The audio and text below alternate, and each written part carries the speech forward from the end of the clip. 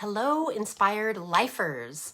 We wanted to come on today to recognize a very special day in God's calendar and invite you into a brand new teaching over these next 7 weeks. Yeah, today's really a day that's heavy, you could say, with the echoes of history. It's a day that's marked in the Jewish calendar as Tisha B'Av, or the 9th of Av.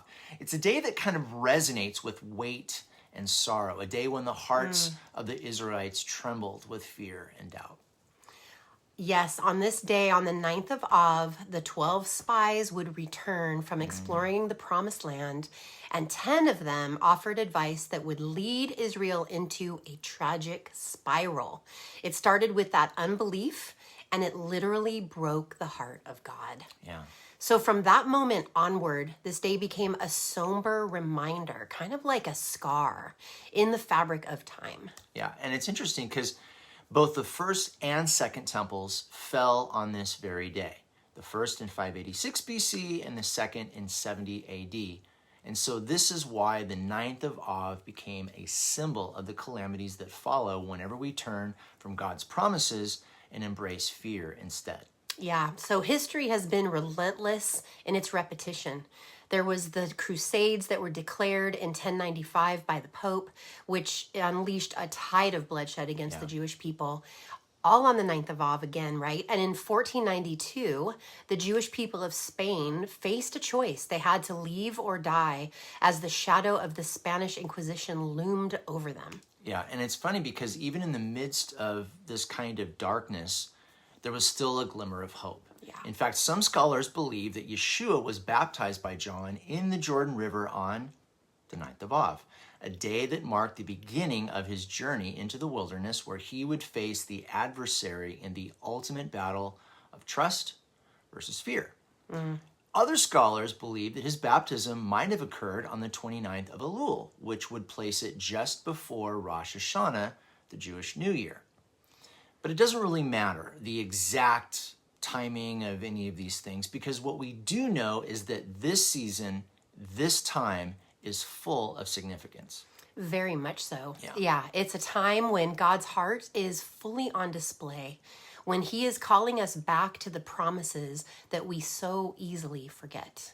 Yeah. So today, on the 9th of Av, we are invited to remember the sorrow of Israel's unbelief, but we are also invited into something more. Yeah. We are invited to celebrate the power of Yeshua to reverse the curse, to transform the darkness into light. Yeah, I love that, reverse the curse. I do It's too. cool. It's awesome.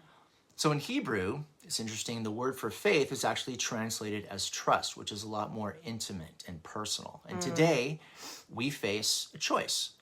Where will we place our trust? Will we give in to fear, or will we step forward in trust, confident in our belief that God is exactly who he says he is and that his promises are absolutely true?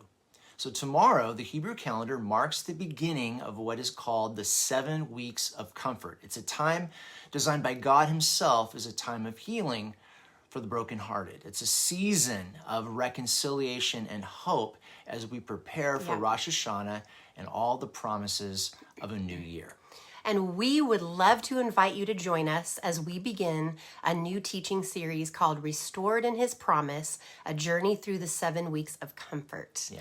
This series will explore God's incredible revelations through his son Yeshua and how our Messiah fulfilled the deepest longings of the heart in the weeks leading up to the high holy days of Rosh Hashanah, Yom Kippur, and Sukkot.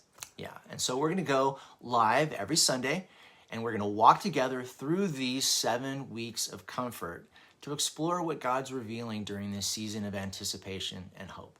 So I just pray that we prepare our hearts in expectation of all the incredible things that God will do as we fix our eyes on Yeshua, the visible image of the invisible God, the author and perfecter of our trust, and whose return we are eagerly waiting for. So you can tune in here in our Inspired Life Facebook group, and you can tune in on our app as we partner together to prepare for the fall feasts in this incredible way. We hope to see you there. Shalom.